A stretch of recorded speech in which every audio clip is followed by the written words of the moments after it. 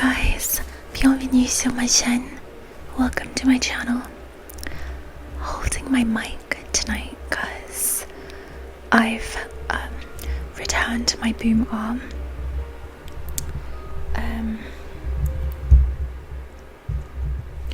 I've returned it because it was very limited of where I could put it. It only attached to my desk and not any other table.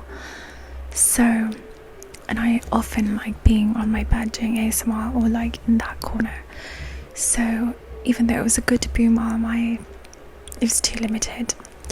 So I've ordered another tripod, like a low profile mic, like boom tripod, where I should be able to put it in various places where it's not dependent on clamping to a ledge. It's like an actual tripod, so we'll see how that works out. But I am actively trying to search for a setup that works.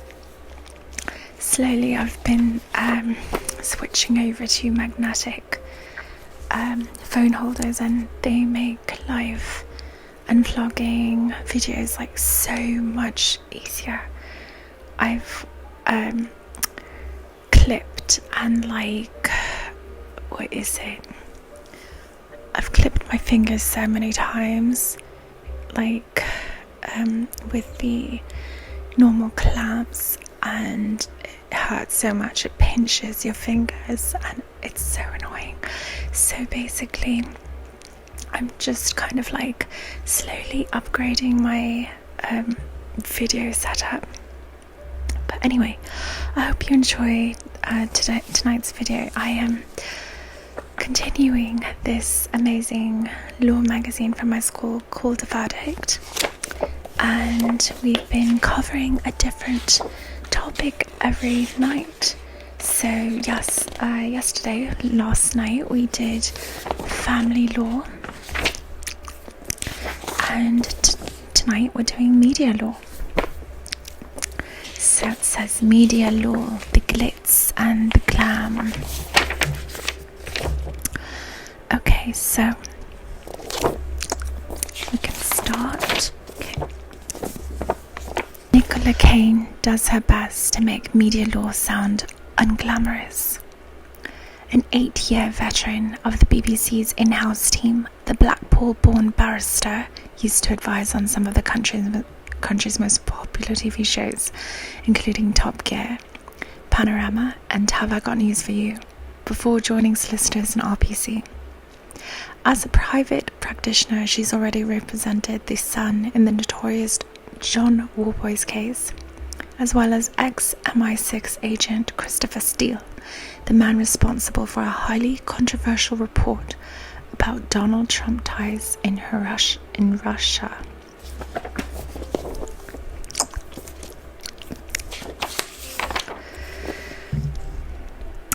Kane, already a partner after 18 months with the firm, says it's all in a day's work. It might sound glamorous, but the reality is that if you want to do something glamorous, don't become a lawyer.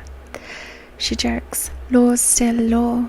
Sports lawyers, as you'll see, tend to say the same thing. Verdict isn't buying it, and Kane concedes that her tribe are the best and most fun lawyers, not stuffy at all. And in the terms of the work, you do get a buzz from doing things that are interesting and high-profile things that the other people are reading about.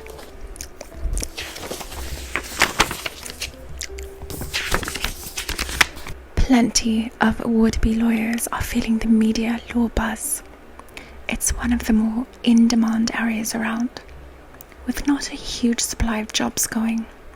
The core media disciplines of defamation, privacy, and data protection are still small enough that the lawyers working on them all pretty much know one another. Kane herself took a long time to break into this charmed circle, and it didn't happen on the first take. I was told my dream of becoming a media lawyer was hopeless and to try personal injury. By the way, that's so common in England for people to just bash down your dreams. It's not like optimistic as it is in America. Anyway, she once told The Times, sitting down with Verdict, she expands on why the advice from old heads was to take a detour.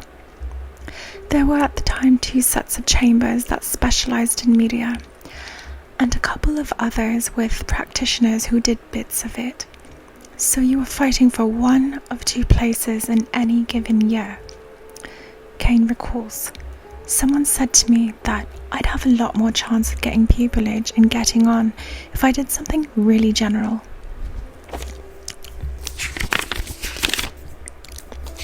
But I knew I didn't want to be doing trip and slip or general commercial work. I knew I wanted to be a media lawyer. Doing media was more important to me even than being a barrister specifically. Finishing the bar vocational course without pupillage, Kane took a job at the Ministry of Justice before being offered a spot at 5RB. There are plenty of pupillage opportunities, she thinks, for people who take up gainful employment before applying. You've just got to think about what your transferable skills are. If you're doing a job where you're delivering presentations or persuading people in sales, for example, that's a transferable skill set. If you can show that you can apply them in your legal work, you can use those skills to your advantage. You might think you've done a job that's not really relevant, but think about what the skills are, not just what the role is.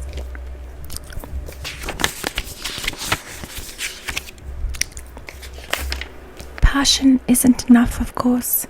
You sense there's a serious work ethic underneath Kane's down-to-earth facade. This is, after all, someone who did a media law LLM at night while holding down a full-time civil service job and spends some of her spare time these days teaching herself to code. Sheer graft aside, boning up on current issues is one way to demonstrate a commitment to the area. A whistle-stop tour includes the recent fall-off in libel cases as the Defamation Act 2013 beds in and the continuing development of misuse of private information as a tort.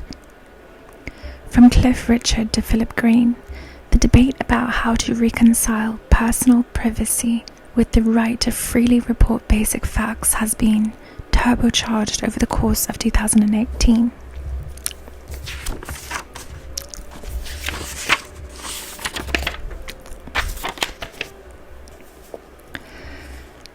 In news, immediacy matters. That can mean some late nights dealing with injunctions designed to prevent a story or broadcast going out. For example, I always find that the adrenaline gets going on something like that, Kane says. It can be very short and sharp. I've done cases where the issue came in on Wednesday or Thursday. We were in court on Friday. Monday afternoon we were in the Court of Appeal, and the program went out on Monday night. You can have a whole case in the space of a week.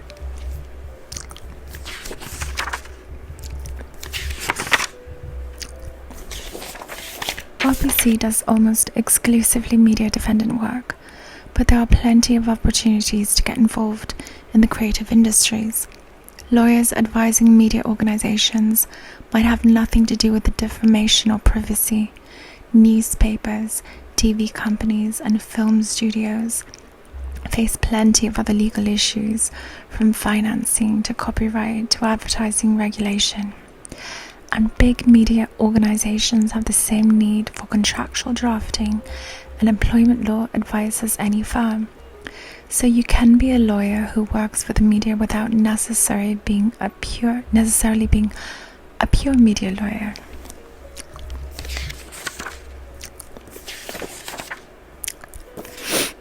They have a libel case or defense. On the entertainment side, specialists in the likes of intellectual property, contract, and finance make things happen backstage, making sure that creative brilliance has legal underpinnings and litigation if it doesn't. High-profile media lawyers. Hi, Hugh Tomlinson QC, privacy law guru and campaigner Christina Michalos 5RB barrister who can often be found on TV discussing newsworthy defamation cases. Nigel Tate, managing partner at Carter Ruck. How to get your foot in the front door. Being able to demonstrate a commitment to this niche area of practice is very important. Work experience of a newspaper, broadcaster, or production company will help, although this can be hard to come by outside London and Manchester. To keep up with the industry from the outside, try the Inform or Panopticon blogs. There's also inevitably a media law podcast.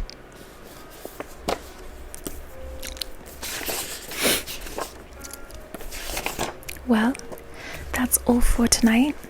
Tomorrow night we will move on to sports law. I hope you enjoyed this and have a great night and a good sleep.